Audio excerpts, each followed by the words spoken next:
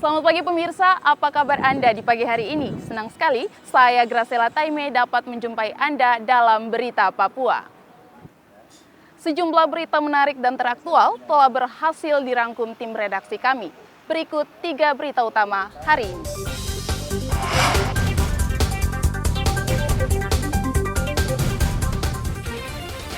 Buron 7 bulan, KPK akhirnya menangkap tersangka korupsi Bupati Mambramo Tengah di Jayapura. 46 nyawa melayang di tangan KKB Egyanus Gogoya sejak tahun 2017. Pilot Susi Air hingga kini masih disandera KKB. Jalan berlumpur, ratusan truk terjebak di Jalan Trans Papua, Jayapura, Wamena.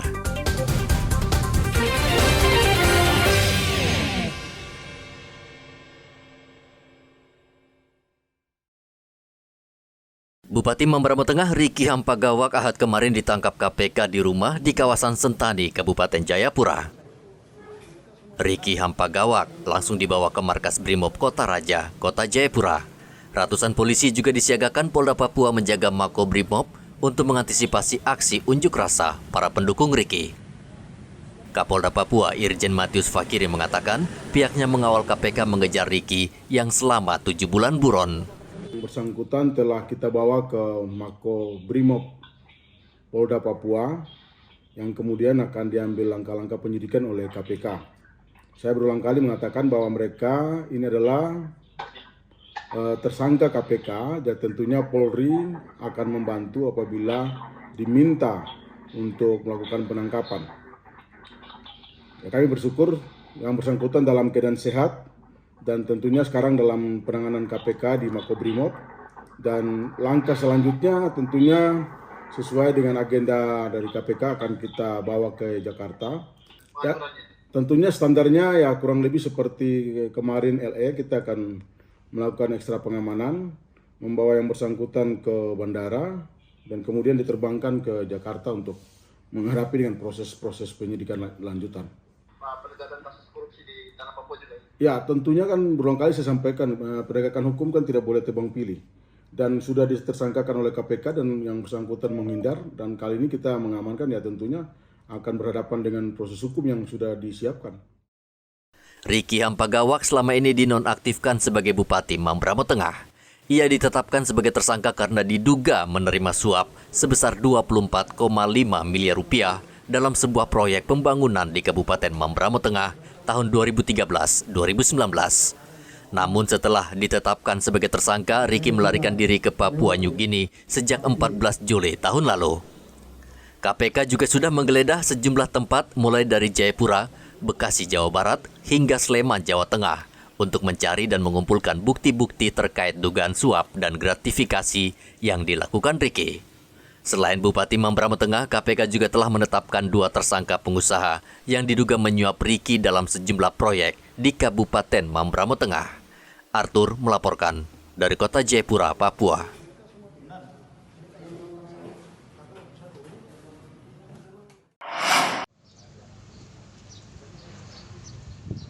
Polres Merauke meringkus kawanan pencuri yang selama ini menjadi momok bagi warga Merauke. Sebanyak 16 kendaraan roda 2 disita tim Buser Satreskrim Polres Merauke dari sejumlah tempat seperti kawasan Buti, Kelapa Lima, Blorep, dan Mangga 2. Selain itu, polisi juga meringkus 6 pelaku yang kesemuanya merupakan pemuda tanggung. 6 pelaku bertugas memantau lokasi hingga mencari penadah motor curian. Warga yang merasa kehilangan sepeda motor bisa mengecek langsung ke Mapolres Merauke. Dari unit Buser Reskrim Polres Merauke berhasil mengamankan beberapa pelaku pencurian kendaraan bermotor roda 2 khususnya, dan juga barang buktinya ada kurang lebih dari 10 unit barang bukti roda 2 yang ditemukan, baik itu dalam keadaan utuh maupun sudah dipenggal-penggal. Nah, oleh karena itu kepada masyarakat kita himbau supaya selalu waspada menjaga kendaraan mereka saat diparkir di mana saja. Baik itu diparkir di tempat umum, depan toko, di pinggir jalan, maupun juga di halaman rumah atau dalam rumah sekalipun, tetap gunakan kunci pengaman. Ya. Berkaitan dengan itu, juga dihimbau kepada masyarakat, kiranya yang merasa kehilangan kendaraan roda 2 bisa dapat ke Polres Merauke, khususnya ke Satreskrim untuk mengecek kendaraan. Siapa tahu temuan-temuan kendaraan yang telah didapatkan oleh tim Buser Polres Merauke ini, diantaranya ada yang memiliki kendaraan yang dicuri oleh para pelaku ini. Oleh karena itu silakan datang cross check ya ke Satuan Reskrim Polres Merauke dengan membawa bukti-bukti kendaraan bermotor yang sah untuk ditunjukkan. Sekiranya itu bisa dikoordinasikan, apakah nanti itu memang dalam bentuk proses, ya silakan disesuaikan dengan penyidik Polres Merauke. Sejak digelar pada 7 Februari lalu hingga Senin kemarin, Satlantas Polres Merauke juga menindak puluhan pelanggar lalu lintas dalam operasi keselamatan Kartens 2023. Jenis pelanggaran yang paling banyak tidak mengenakan helm dan penggunaan plat kendaraan mobil yang sudah kedaluarsa. Pelanggaran yang kita temukan yang cukup fatal itu sudah kita lakukan. Sebagian yang ringan kita tegur, yang cukup berat berpotensi laka lantas kita ambil tindakan yaitu berupa tilang. Dari sejak mulai tanggal 7 sampai tanggal 20 Februari tahun 2023 selama 14 hari kita sudah melakukan penindakan tilang sebanyak 36 pelanggar. 36 pelanggar itu dari roda 2 sebanyak 5 dan roda 4 sebanyak 5. Jadi kebanyakan dari pelanggar tidak menggunakan helm, ada 1-2 yang melawan arus. Kemudian untuk kendaraan roda 4 tidak menggunakan sabuk pengaman. Untuk teguran itu kita lakukan teguran cukup banyak di Merauke ini sekitar 873 teguran. Untuk kasus laka yang terjadi selama operasi keselamatan ini yaitu sekitar 4 kasus. Ada korban, Pak? Untuk korban ada, luka-luka ringan ada 2, luka berat ada 7, sementara yang meninggal belum ada. Sebagian besar pelanggaran yang terjadi dilakukan kaum muda atau pelajar. Muhammad Ridwan melaporkan dari Merauke, Papua Selatan.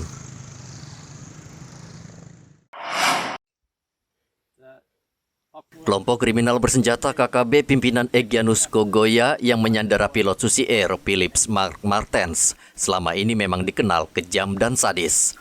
Polda Papua memiliki catatan panjang tentang kelompok ini. Berdasarkan catatan kepolisian, Egyanus dan kelompoknya dianggap bertanggung jawab atas tewasnya 46 orang dalam 56 aksi teror yang terjadi sejak tahun 2017 hingga saat ini. Dari 46 orang tewas, 34 merupakan warga sipil dan 12 lainnya aparat keamanan. Selain itu, KKB pimpinan Egyanus juga menyebabkan 42 orang luka-luka yang terdiri dari 11 warga sipil dan 31 aparat keamanan. Dari sekian banyak aksi teror yang dilakukan Egyanus dalam kurun waktu 5 tahun, paling banyak adalah penembakan sebanyak 31 kali, kontak tembak 16 kali, dan penyerangan 8 kali. 3 kali aksi pembantaian dan 2 kali pembakaran. Tidak hanya itu, Egyanus Kogoya juga melakukan pemerkosaan, penganiayaan, pengancaman, hingga yang terakhir penyanderaan pilot pesawat Susi Air di distrik Paro, Kabupaten Duga yang juga menjadi sorotan internasional. Saat ini Polri tengah berupaya menyelamatkan pilot berkewarganegaraan Selandia Baru tersebut dengan melakukan perundingan. Satu hal yang paling penting itu kita sudah bisa tiap kali mengakui apa yang dia berbicara. Pergeseran dari titik ke titik lain, kita kan menggunakan 2 cara ya. 2 cara ini, yang satu caranya kita sedang monitor, yang cara kedua dari masyarakat dan tokoh-tokoh agama yang diutus oleh pemerintah. Sampai dengan saya berdiri saat ini berbicara teman-teman, ini belum ada informasi balik. Apabila informasi balik itu bisa kita dapat, itulah bisa sinkron antara informasi yang kita dapat melalui pembicaraan yang bersangkutan dengan informasi yang langsung di lapangan. Dan saya berharap setelah bertemu dan berjumpa dengan masyarakat dengan Egi, Sejauh ini pihak atase Kedutaan Besar Selandia Baru sudah mempercayakan kepada TNI Polri untuk membebaskan pilot Susi Air agar bisa selamat dan kembali berkumpul bersama keluarga. Sedang mendalami terus posisinya kita sedang dalami. Mudah-mudahan dalam hal ini kita diberikan petunjuk dari Yang Maha Kuasa untuk bisa lebih mendekatinya dan mengarah kepada lokasi yang lebih tepat. Kapolres tetap melakukan itu, dibantu oleh Bapak Bupati untuk melakukan pendekatan semua approach. Pilot Susi Air Philips Marx Martens diculik KKB pimpinan Egyanus Kogoya pada 7 Februari lalu setelah pesawat yang dikemudikannya dibakar. Dalam pernyataannya, KKB bersedia membebaskan sang pilot asal meminta pemerintah Indonesia mengakui kemerdekaan Papua Barat. Arthur melaporkan dari kota Jayapura, Papua. Jadi 32 listrik, pesawat tidak boleh terbang.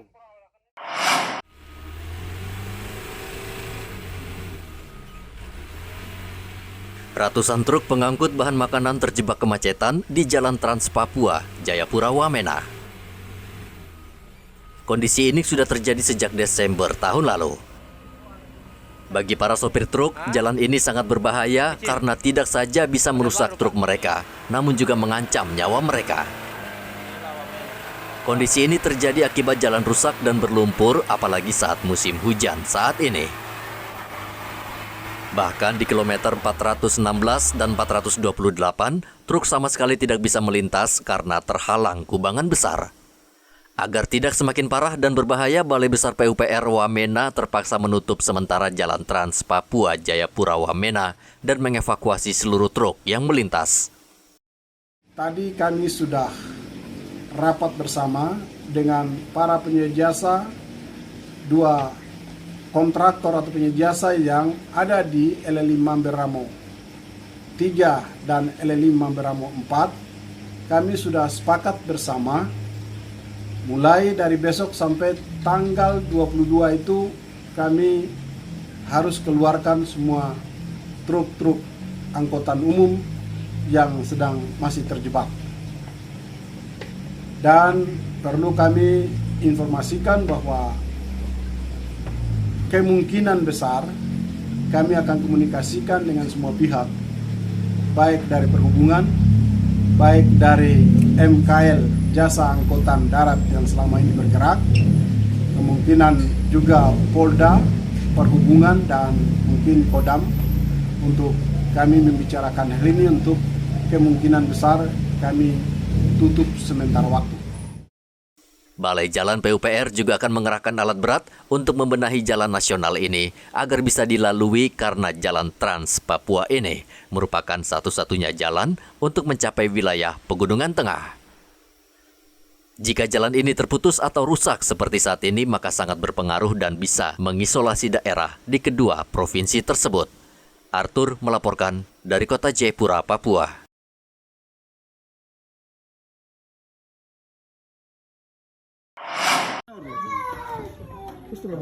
Polres Jayapura Kota menangkap 2 orang pelaku penjamret di kawasan Polimak, Kota Jayapura. Kedua pelaku ditangkap di rumahnya yang terletak di belakang Hotel Relat Argapura, Distrik Jayapura Selatan. Dari tangan kedua pelaku, polisi menyita barang bukti 2 unit sepeda motor dan 1 buah handphone hasil kejahatan, dan korbannya adalah seorang ibu rumah tangga yang dalam keadaan hamil. Dua pelaku ini bisa diamankan di daerah Argapura Relat, ya. Dan yang bersangkutan tidak bisa mengelak, ya, karena memang yang bersangkutan itu yang melakukan berdasarkan petunjuk-petunjuk yang ada. Hasil dari pengembangan, ya, yang bersangkutan tidak hanya melakukan pencurian dengan kekerasan, ya, tetapi hasil dari penyelidikan ada lagi laporan polisi terkait dengan curanmor yang dilakukan oleh 2 orang. Ya, ini 2 orang ini, ya terkait dengan modus, ya, modusnya ini yang bersangkutan, ya, memantau di lapangan di mana korban lengah, ya, pelaku langsung melaksanakan aksinya. Kedua pelaku dijerat dengan pasal 365 KUHP dengan ancaman hukuman penjara 9 tahun.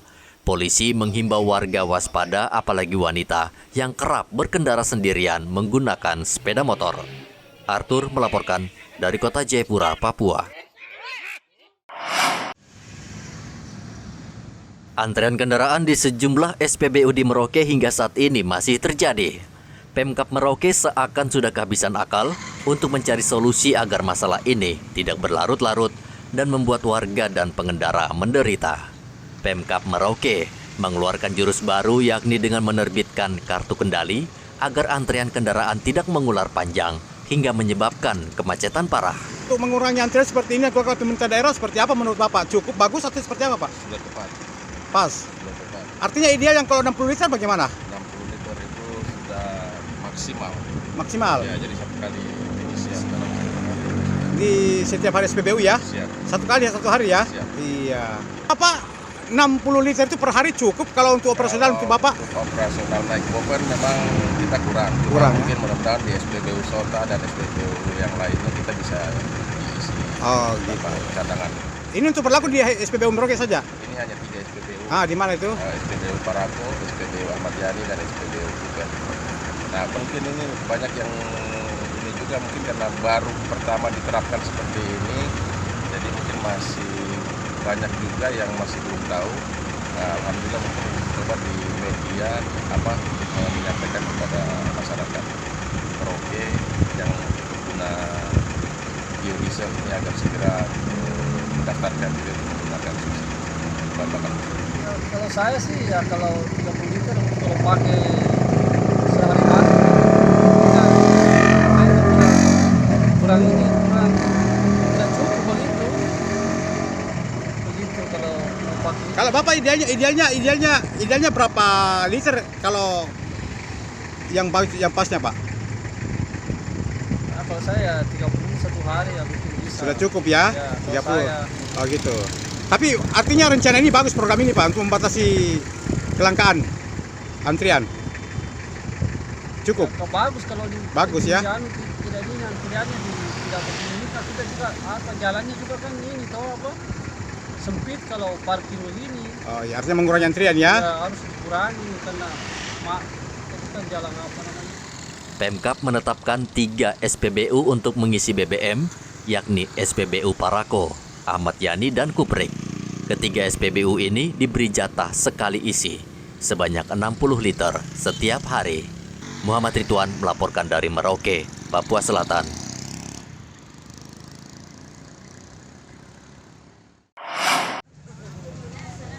Stok tomat di Pasar Wamanggu saat ini melimpah. Melimpahnya stok tomat mengakibatkan harganya turun.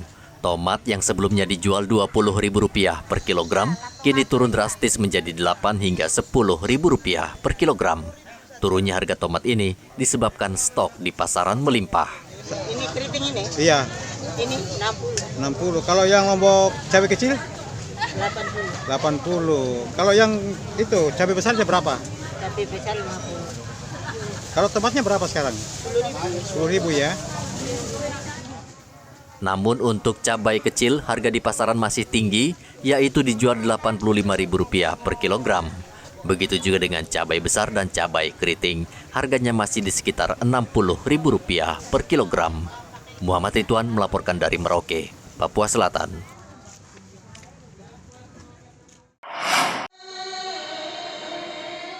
Usulan pemerintah terkait kenaikan biaya perjalanan ibadah haji atau BPIH untuk tahun 2023 ini sebesar Rp69 juta, ternyata tidak mendapat persetujuan DPR. Badan Legislatif akhirnya menetapkan BPIH tahun 2023 justru turun menjadi Rp49.812.711. Beragam tanggapan masyarakat pun muncul di Merauke. Sebagian mengatakan besaran yang ditetapkan DPR tersebut masih tinggi dengan kondisi ekonomi yang masih berat pasca COVID-19. Berikut kami rangkum sejumlah tanggapan yang dilontarkan warga Merauke terkait penetapan BPIH tahun 2023. Sebetulnya masih tinggi sih. Artinya sebelumnya kan 40 berapa ya? Iya, 30 sekian ya. 30 sekian. Jadi masih cukup. Kalau sudah saat ini naik sekitar 49 kali 50 ya, terasa cukup tinggi lah. Jadi harapan Anda dengan pemerintah seperti apa? Harapannya mungkin kedepannya bisa kasih turun lagi. Kasih turun lagi ya, masih berat ya. Tidak menjadi beban begitu. Kalau idealnya untuk Anda kira-kira berapa itu besarannya BPIH-nya itu? Ya paling tidak ya sekitar 445 lah. 445 ya, masih kurang lebih gitu ya? Nah, kurang lebih segitu lah kalau memang mau dinaikkan. Jangan terlalu tinggi juga. Besaran itu sudah terlalu tinggi atau seperti apa? Ya terlalu tinggi lah. Terlalu tinggi ya? Ya. Nah kira-kira yang sewajarnya berapa? Ya seperti dulu lah. Seperti dulu ya? Ya. Kalau umpamanya dinaikkan sedikit dari seperti harga dulu seperti apa? Ya masukkan ke masyarakat. Oh gitu. Kasihan masyarakat ya? Ya. Masih menunggu lama toh. Oh gitu ya, yang menunggu lama. Iya. Oke. Kalau bisa ya seperti dulu lah. Seperti dulu ya. Iya. Muhammad Ridwan melaporkan dari Merauke, Papua Selatan.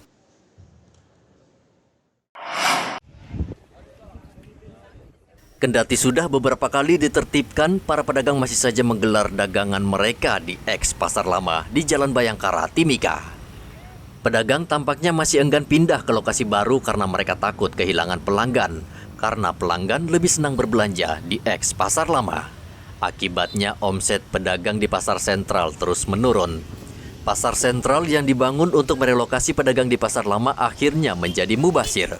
Warga meminta anggota DPRD Mimika yang tengah reses untuk turun tangan merelokasi pedagang ke Pasar Sentral.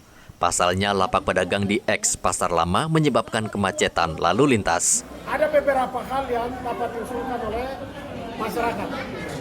Yang pertama adalah Pasar Lama ini pemerintah sudah membuat larangan. Pemerintah sudah menyiapkan lokasinya. Kenapa tidak dibangun? Ini menjadi pertanyaan besar oleh masyarakat. Untuk itu mereka mengusul segera pemerintah segera harus bangun. Mau bangun apa terserah. Tapi tanah itu segera harus diisi dengan pembangunan.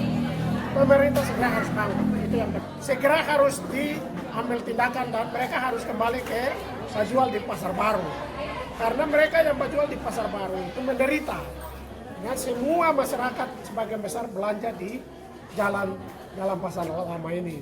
Sehingga kalau boleh itu ditiadakan. Itu yang kedua. Yulian mengaku mendukung langkah pemerintah menggusur bangunan eks Pasar Lama karena selain menimbulkan kemacetan juga terlihat kumuh dan merusak keindahan kota. Dari Mimika, Papua Tengah, Igobat Momolin melaporkan. Pemirsa, informasi tadi sekaligus mengakhiri jumpa kita dalam Berita Papua. Saya Graciela Taime, mewakili seluruh tim redaksi yang bertugas menyampaikan terima kasih. Selamat beraktivitas, sampai jumpa. Wanyambe.